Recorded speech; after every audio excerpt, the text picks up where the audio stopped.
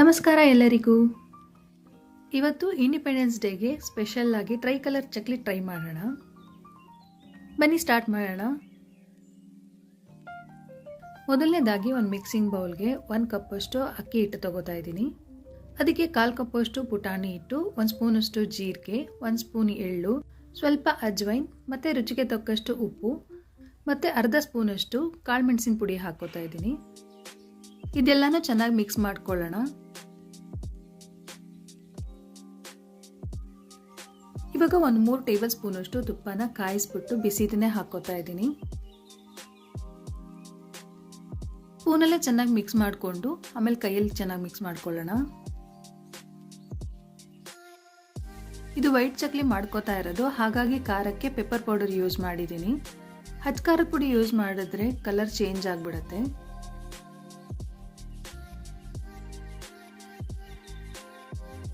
ಇವಾಗ ಸ್ವಲ್ಪ ಸ್ವಲ್ಪ ನೀರು ಹಾಕ್ಕೊಂಡು ಕಲಿಸ್ಕೊಳ್ಳೋಣ.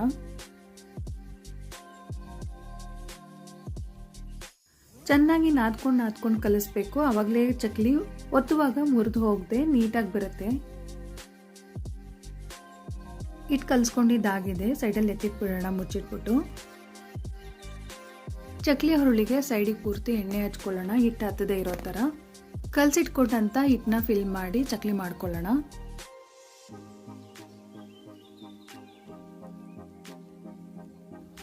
ನಿಮ್ಗೆ ಯಾವ ಸೈಜಿಗೆ ಬೇಕೋ ಆ ಸೈಜಿಗೆ ಮಾಡ್ಕೊಳ್ಳಿ. ಚಿಕ್ಕದಾಗಿ ಬೇಕಾದ್ರೂ ಮಾಡ್ಕೋಬೋದು, ಇಲ್ಲ ದೊಡ್ಡ ದೊಡ್ಡ ಸಿಂಬೆ ಬೇಕಾದ್ರೂ ಮಾಡ್ಕೋಬೋದು.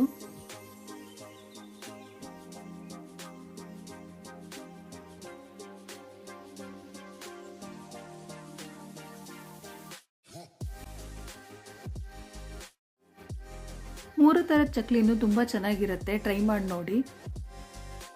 ಒತ್ಕೊಂಡಿದ್ದಾಗಿದೆ, ಡೀಪ್ ಫ್ರೈ ಮಾಡ್ಕೊಳ್ಳೋಣ. ನಾವು ಒಂದು ಕಡೆ ಎಣ್ಣೆ ಬಿಸಿಗಿಟ್ಟಿದ್ದೆ. ಎಣ್ಣೆ ಪೂರ್ತಿಯಾಗಿ ಕಾಯಿಸ್ಕೊಂಡು ಮೀಡಿಯಂ ಫ್ಲೇಮ್ ಇಟ್ಕೊಂಡು ಚಕ್ಲಿ ಹಾಕ್ಕೋಬೇಕು. 2 ರಿಂದ 3 ಸಾರಿ ತಿರುಗಿಸಾಕಿ ಬೇಯಿಸ್ಕೋಬೇಕು.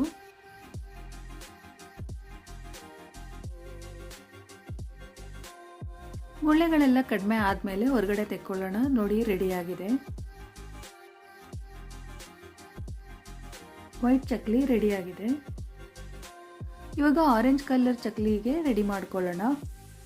ಸೇಮ್ ಇಂಗ್ರೀಡಿಯೆಂಟ್ಸ್, ಆದರೆ ಪೆಪ್ಪರ್ ಪೌಡರ್ ಬದಲಾಗಿ ಸ್ವಲ್ಪ ಅರಿಶಿನ ಮತ್ತು ಹಚ್ಚ ಖಾರದ ಪುಡಿ ಹಾಕೋತಾ ಇದ್ದೀವಿ.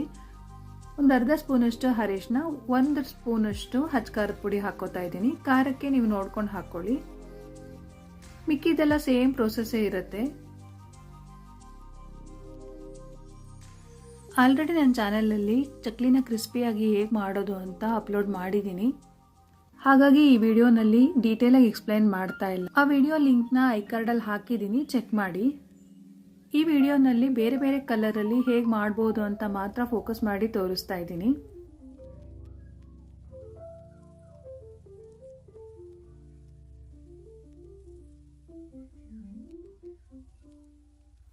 ಆರೆಂಜ್ ಕಲರ್ ಚಕ್ಲಿಗೆ ಹಿಟ್ಟು ರೆಡಿಯಾಗಿದೆ.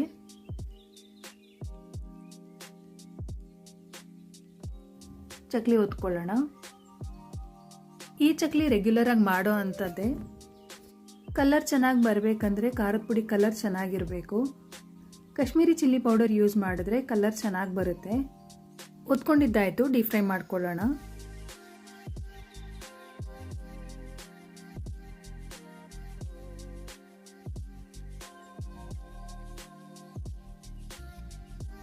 ಎಣ್ಣೆಯಿಂದ ತೆಗೆಯುವಾಗ ಸ್ವಲ್ಪ ಕಲರ್ ಕಡಿಮೆ ಅನಿಸುತ್ತೆ. ತೆಗೆದು ಸ್ವಲ್ಪ ಹೊತ್ತಾದ್ಮೇಲೆ ಚೆನ್ನಾಗಿ ಕಲರ್ ಬರುತ್ತೆ. ನೋಡಿ, ಆರೆಂಜ್ ಕಲರ್ ಚಕ್ಲಿನೂ ರೆಡಿ ಆಯಿತು.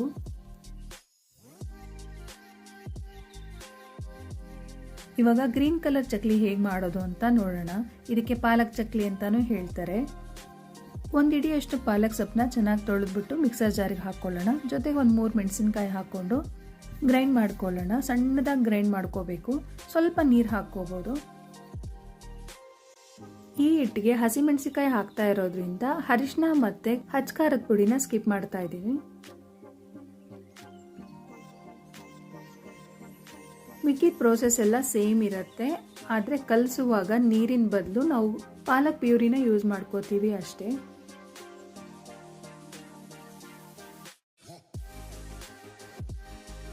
ಡ್ರೈ ಇಂಗ್ರೀಡಿಯೆಂಟ್ಸ್ನೆಲ್ಲ ಚೆನ್ನಾಗಿ ಕಲಿಸ್ಕೊಂಡು ಆಮೇಲೆ ಪಾಲಕ್ ಪ್ಯೂರಿ ಹಾಕಿ ಕಲಿಸ್ಕೋಬೇಕು.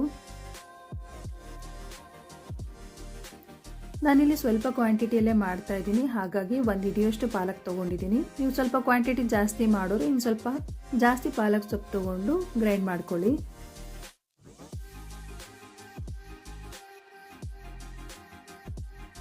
ಹಿಟ್ಟು ರೆಡಿ ಆಯಿತು, ಚಕ್ಲಿ ಒತ್ಕೊಳ್ಳೋಣ. ಸ್ಕೂಲ್ಗಳಲ್ಲಿ ಇಂಡಿಪೆಂಡೆನ್ಸ್ ಡೇಗೆ, ರಿಪಬ್ಲಿಕ್ ಡೇಗೆ ಈ ಥರ ಟ್ರೈ ಕಲರ್ ಥೀಮಲ್ಲಿ ಏನಾದರೂ ಮಾಡ್ಕೊಂಡು ಬನ್ನಿ ಅಂತ ಹೇಳಿದಾಗ ಈ ಥರ ಮಾಡಿಕೊಡ್ಬೋದು ಮಕ್ಕಳಿಗೆ. ಡಿಫ್ರೆಂಟ್ ಆಗಿರುತ್ತೆ, ಮಕ್ಕಳಿಗೂ ಇಷ್ಟ ಆಗುತ್ತೆ.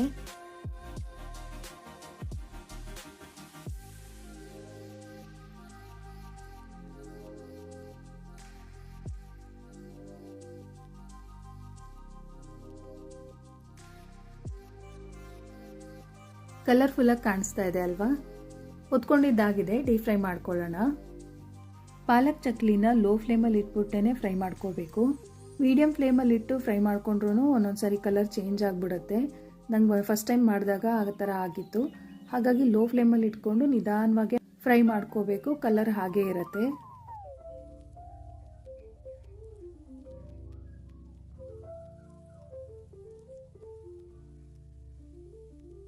ನೋಡಿ, ಪಾಲಕ್ ಚಕ್ಲಿ ರೆಡಿ ಆಯಿತು. ನೀವು ಈ ಥರ ಡಿಫ್ರೆಂಟ್ ಕಲರಲ್ಲಿ ಟ್ರೈ ಮಾಡಿ. ವಿಡಿಯೋ ಇಷ್ಟ ಆಗಿದ್ರೆ ಒಂದು ಲೈಕ್ ಮಾಡಿ. Happy independence day to all my friends. Thank you for watching.